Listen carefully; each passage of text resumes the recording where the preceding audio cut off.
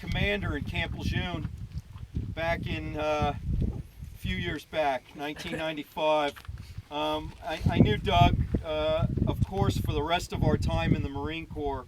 Doug and his brother Ray Mendoza, I knew Ray also from time here. They were 2-1 Marines. In fact, all the Marines that carried the crosses up here, the first ones were from 2-1. Doug gave his life in Baghdad, working, doing some very special work with a lettered agency. But he was a Fallujah 2 vet, 2-1. So was Ray. Ray gave his life up on the next deployment as CO of Echo 2-1, and in fact, Colonel Greeley, CO here of our battalion, was right on his flank and was describing the cold day that happened to me just now. There were some other men that day, Corporal Doberton, and I took this off the plaque over there, Doc Shannon Book, Lance Corporal Robert Zerheit, and Zerheit was killed in action in Fallujah in April of '04, just before we came out there, before we deployed out there. So 3 of the men who carried these original crosses up here gave their lives for their country. Doc Jason Duty and Chaplain Scott Radetsky were the originals. And there was a terrible fire, and the crosses were burned, and they've been replaced, and they always will be, as the need is there. So I wanted to make sure that I first honored and remembered those who brought the original crosses up here. In May of '04, of course, all of you who were there that day and that hike remember that we went up here.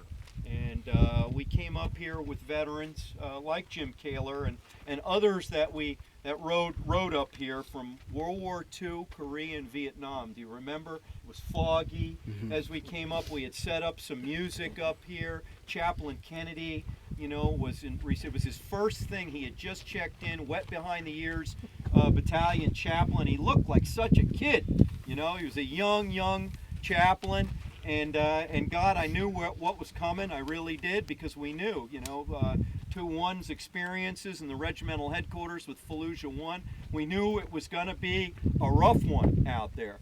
And, I'm making an assessment of this young chaplain, and this was his first project, an introduction to all of us. And God bless him. He did a wonderful job, and he did a great job for us out in Iraq. And we all brought stones up and placed them here, and I know you all remember that. 29 of our brothers that made that hike did not come home to come back up here to do that. 4 more actually joined us from tracks, trucks, and the engineers, for a total of 33 in our deployment. Of course, we're remembering all 57 over this time. Can I ask Sergeant Hunani to join me up here from Kilo Company? Where are you?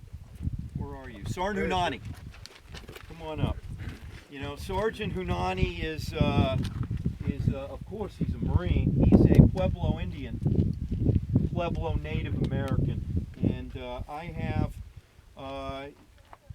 I've chosen a prayer that I think really speaks to this and speaks to what we're here for.